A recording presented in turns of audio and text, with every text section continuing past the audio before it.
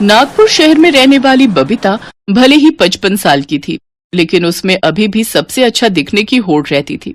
उसे इस बात की बिल्कुल चिंता नहीं होती थी कि लोग क्या कहेंगे। कुछ ही दिनों में उसके इकलौते बेटे विराज की शादी होने वाली थी, इसलिए बबीता ने अपने लिए ढेर सारी नई नई साड़ियां खरीदी। साथ ही उसके साथ नए नए डिजाइन वाले ब्लाउज बनवाए थे। ये सब देख एक रोज उसके पति सतीश ने उससे कहा, बबीता तुम क्यों इतनी फिजूल खर्ची करती हो? बेटे की शादी है सिर पर, वैसे ही इतना सारा खर्चा पड़ा है।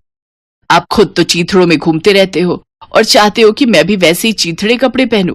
अगर तुम्हारा बस चले तो तुम तो मुझे भिखारन बना दो, और अगर तुम्हारा ज्यादा ही मन चल रहा है तो मैं ये सारी साड़ियां वापस कराती हूँ और काम वाली बाई के कपड़े पहन लेती हूँ, तभी तुम्हारे कलेजे को ठंडक पड़ेगी ना। उसका गुस्सा देखकर उसके पति ने उससे कहा, अच्छा ठीक है महारानी, जो तुम्हारा मन आए वो करो। शादी वाला दिन भी आ गया। सभी ओर चहल पहल मची थी। नई बहू ब्याह कर घर में आ गई। सभी रिश्तेदारों ने बहू की खूब तारीफ की, लेकिन ये सब देख बबीता का मन कचोटने लगा और वो अपनी मन ही मन सोचने लगी, मैं कहाँ अपनी बहू किंजल से कम हूँ। कल रिसेप्शन पार्टी है, ऐसा तैयार होंगी कि सब मेरी ही तारीफ करेंगे। मैं भी उसी की तरह कपड़े बनवा लेती हूँ। कुछ देर बाद बबीता किंजल के कमरे में गई और उससे कहने लगी, वैसे बहू कल तुम क्या पहनोगे रिसेप्शन में? जरा मुझे दिखाना तो, कहीं ऐसा ना हो कि तुम ऐसा वैसा कुछ पहन लो और रिश्तेदारों के सामने हमारी नाक ही कट जाए। नहीं तो अभी समय है, मैं तुम्हारे लिए कोई अच्छी सी ड्रेस ले लूंगी। मेरी सास कितनी अच्छी है जो मेरे बारे में इतना सोच रही है। किंजल ने अपनी ड्रेस निकाली और अपनी सास को दिखाने लग गई, और ज्वेलरी, सैंडल और पर्स भी दिखा दो। अरे वाह, ये सब तो बहुत सुंदर है। अच्छा बहू, मुझे प्यास लगी है, जरा एक गिलास किचन से पानी तो ले आ। किंजल जैसे ही पानी लेने जाती है तो उसकी सास चुपके से उसके सारे सामान की फोटो अपने फोन में खींच लेती है और फिर बाजार जाकर बिल्कुल वैसा ही ड्रेस ढूंढती हुई एक शोरूम में जाती है। भैया ये देखो, ये जो इस फोटो में है ना, मुझे बिल्कुल ऐसी ही ड्रेस पहननी है। सेल्समैन ने उस फोटो को देखा, फिर ऊपर से नीचे तक बबीता को देखा और फिर कहने लगा, माताजी ये कपड़े आप पर अच्छे नहीं लगेंगे, आप अपनी उम्र के हिसाब से कपड़े लीजिए, वो आप पर ज्यादा अच्छे लगेंगे। ये सुनकर बबीता पूरी तरह भड़क गई। चुप कर नास पीटे, तुझे अपने कपड़े बेचने हैं या मुझको सलाह देने बैठा है? अरे सलाह देने का इतना ही शौक है तो तू शोरूम की जगह सलाह केंद्र क्यों नहीं खोल लेता? मुझे क्या, मुझे तो अपना सामान बेचना है जी। उसने वैसे ही कपड़े निकालकर बबीता को दे दिए। इसके बाद वो शूज की दुकान पर गई और बोली, ये सैंडल देखो और बिल्कुल इसके जैसे ही सैंडल लाकर मुझे दे दो। लेकिन नाप तो बताइए, किसके नाप का लेना है? इतनी बड़ी तो सामने बैठी हूँ, दिख नहीं रही क्या? ये आपको अपने लिए चाहिए क्या? क्यों, तुझे कोई प्रॉब्लम है क्या? मुझे क्या प्रॉब्लम होगी? दुकानदार मन ही मन मुस्कुरा रहा था, जिसे देख बबीता ने कहा, क्या हुआ मोए, तू क्यों मुस्कुरा रहा है? तेरे सीने पर क्यों सांप लूट रहे हैं? मैं जानती हूँ तुम समाज वालों की थिंकिंग कितनी खराब होती है, लेकिन मुझे क्या करना, मेरी तरफ से तो तू भाड़ में जा। बबीता सैंडल लेने के बाद अपनी बहू जैसी ज्वेलरी भी ले आई और फिर सब लेकर वो घर आ गई।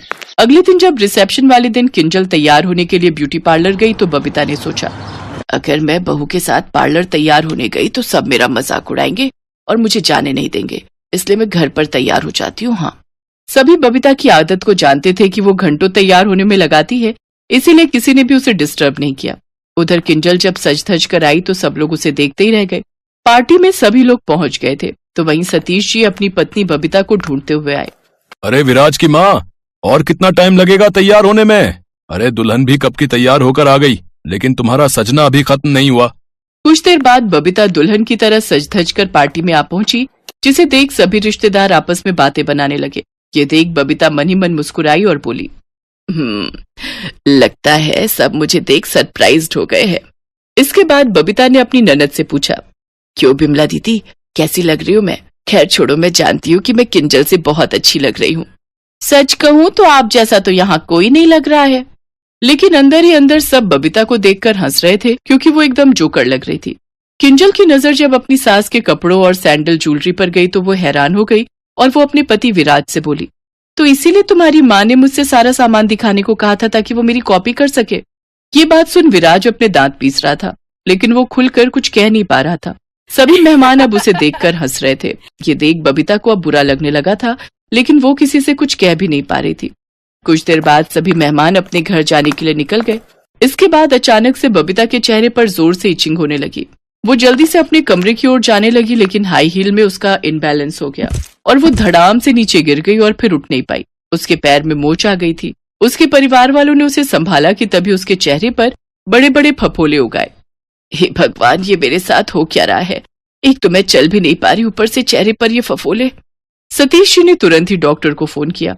डॉक्टर ने आकर कहा, देखिए, इन्होंने अपने चेहरे पर हाई ब्लीच का इस्तेमाल किया है और इनकी सेंसिटिव स्किन है, जिस वजह से इन्हें ये दिक्कत हो गई है। लेकिन किंजल बहू ने भी तो यही लगाया था। देखिए, सबकी स्किन अलग अलग होती है और आपने खुद लगाया है, जिस वजह से क्वांटिटी भी ज्यादा होने के कारण ये रिएक्शन हुआ है। इसके बाद बबीता को हॉस्पिटल में एडमिट किया गया, जहां उसके पैर में फ्रैक्चर निकला। ये सब तुम्हारी अपनी करतूत की वजह से हुआ है। अगर तुम बहू को कॉपी नहीं करती तो ये सब नहीं होता। अब बबीता को भी अपने किए पर पछतावा था। अब उसे समझ आ गया था कि अपनी उम्र के हिसाब से ही सबको काम क्यों करना चाहिए।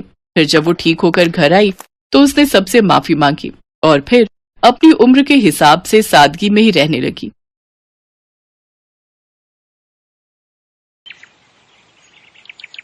मनीष एक ऑटो रिक्शा चलाता था। जब वो 15 साल का था तब उसके पिता का देहांत हो गया। इसी कारण मनीष को ही घर की जिम्मेदारी उठानी पड़ी और कॉलेज की पढ़ाई छोड़कर पिता के ऑटो चलाने का काम मनीष ने संभाल लिया। मनीष की बड़ी बहन सुलेखा की शादी में जो उसके पिता ने कर्जा लिया था, उसे उतारने के लिए मनीष ने अपना घर भी बेच दिया और माँ के साथ किराए के घर में रहने लगा। मनीष की बड़ी बहन अपने ससुराल में खुश है। इस बात की उसे बहुत तसल्ली है। माँ, सुलेखा दीदी का मेरे मोबाइल पर फोन आया है, तुम बात कर लो, फिर मैं ऑटो लेकर काम पर निकलता हूँ। हेलो सुलेखा दीदी, ये लो, माँ से बात करो। हाँ बेटी, अपना ध्यान रखा कर, खूब खाया पिया कर, इससे बच्चे की सेहत पर अच्छा असर होगा। अब बस यही इच्छा है कि जल्दी से मैं नानी बन जाऊं और मनीष मामा। हाँ वो तो है, अब मामी कहलवाने वाली बस आ जाए तो मैं सुकून से तीर्थ यात्रा पर निकल जाऊंगी। नहीं नहीं, अपने नाती पोतों को खिलाकर ही तीर्थ यात्रा पर जाऊंगी। माँ, बस मनीष के लिए अच्छी सी लड़की ढूंढ लो जो घर संभाल ले। माँ, मुझे देर हो रही है, बाद में बात कर लेना। अच्छा सुलेखा, मैं तेरे से बाद में बात करती हूँ, मनीष को देर हो रही है। मनीष ऑटो लेकर काम पर निकलता है। उसे पहले ही बहुत देर हो चुकी थी, पर रास्ते में जाम भी बहुत था। वो सवारी का इंतजार कर रहा था, तभी उसका एक साथी जो उसकी तरह ऑटो चलाता था, वो किसी लड़की से झगड़ रहा था।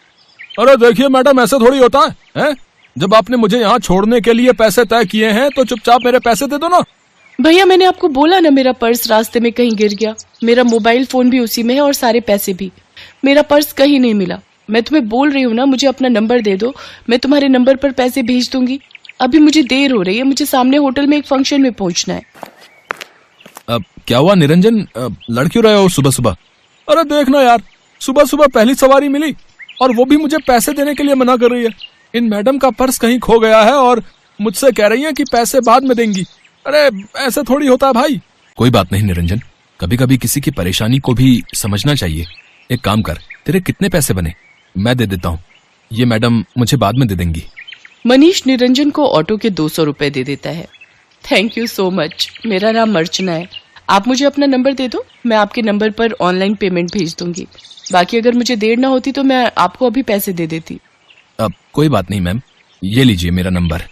अर्चना नाम की वो लड़की मनीष का मोबाइल नंबर ले लेती है और अगले दिन मनीष के मोबाइल पर पैसे ट्रांसफर कर देती है। आपके पैसे मैंने अकाउंट में भेज दिए हैं, आप चेक कर लीजिए। और कल के लिए एक बार फिर से थैंक यू, आपने अनजान होकर भी मेरी मदद की। अर्चना और मनीष बात करने लगते हैं। अर्चना को मनीष से बात करना बहुत अच्छा लग रहा था। उसके बाद एक दो बार अर्चना की मुलाकात मार्केट में मनीष से हो ही जाती है। धीरे धीरे दोनों दोस्त बन जाते हैं। मनीष को पता चलता है कि अर्चना एक बहुत ही अमीर खानदान की लड़की है, तो वो उसे समझाता है। अर्चना, तुम बहुत ही अमीर खानदान की लड़की हो, तुम में और मेरे में जमीन आसमान का फर्क है। मैं एक मामूली ऑटो रिक्शा चलाने वाला गरीब लड़का हूँ। तुम्हारा और मेरा यूं दोस्ती रखना ठीक नहीं है, प्लीज तुम मुझसे मत मिलो। तुम ना मिलने की बात कर रहे हो, पर आज तो मैं तुम्हें अपने प्यार का इजहार करने आई थी। मैं तुम्हें बहुत पसंद करती हूँ मनीष, मैं अपनी आगे आने वाली पूरी लाइफ तुम्हारे साथ मिलकर जीना चाहती हूँ। कहते कहते अर्चना फूट फूट कर रोने लगती है और मनीष उसे गले लगा लेता है। अर्चना अपने मम्मी पापा से इस बारे में बात करती है और जबरदस्ती मनीष से शादी करने के लिए मना लेती है। इधर मनीष भी अपनी माँ और बहन से इस बारे में बात करता है और एक शुभ मुहूर्त में दोनों की शादी हो जाती है। अर्चना का स्वभाव बहुत अच्छा था। उसे इस बात से कोई फर्क नहीं पड़ता था कि उसकी ससुराल गरीब है। न ही उसने कभी इस बात की कोई शिकायत की। अर्चना, अब तुम मेरे साथ शादी करके खुश तो हो ना? हाँ मनीष, मैंने तुम्हें दिल से प्यार किया है। मैं तुम्हारे साथ बहुत खुश हूँ। माँ जी, सुलेखा दीदी सब मुझे कितना प्यार करते हैं। मुझे तो महसूस ही नहीं हुआ कि मैं अपना घर छोड़कर आई हूँ। तभी अर्चना की सास भी आ जाती है। जीती रहो बहू, हम बहुत भाग्यशाली हैं कि इस घर को तुम्हारे जैसी बहू मिली। अर्चना भाभी, ये देखो, मैं आपके लिए नई साड़ी लाई हूँ। आज आप शाम को कीर्तन में यही पहनना। सुलेखा दीदी, ये साड़ी तो बहुत सुंदर है, ठीक है, पर एक शर्त पर। आज आप मुझे खुद तैयार करोगे, प्रॉमिस? अर्चना की बातें सुनकर सुलेखा की आंखों में आंसू आ जाते हैं। उसने कभी सोचा ही नहीं था कि उसे इतनी प्यारी भाभी से इतना प्यार और सम्मान मिलेगा। सचमुच कुछ ही दिनों में अर्चना ने सबके दिल में एक अलग जगह बना ली। अब तो अर्चना के बिना कोई भी नहीं रहता था। सुलेखा के बेटा पैदा होता है। इधर अर्चना भी गर्भवती हो जाती है। अर्चना के मां बनने के बारे में जब उसके मम्मी पापा को पता चलता है तो वो उसे मिलने के लिए उसके ससुराल आते हैं। पर अर्चना का घर देखकर दोनों ही मुंह बनाने लगते हैं। अर्चना, तुम अपने मम्मी पापा के पास बैठो, रसोई से चाय और नाश्ता मैं ले आती हूँ। क्या बात है अर्चना, तुम इस हालत में भी घर के काम खुद ही करती हो? तुम्हारे घर में कोई नौकर चाकर नहीं है क्या? कैसी बातें करती हो ललिता तुम जानती भी हो तुम्हारी बेटी किस घर में ब्याही है। यहाँ 2 वक्त की रोटी खाने के लिए भी सोचना पड़ता है। एक टाइम की सब्जी दूसरे टाइम खाते होंगे ये भला क्या नौकर चाकर रखेंगे? नहीं पापा, ऐसी कोई बात नहीं है।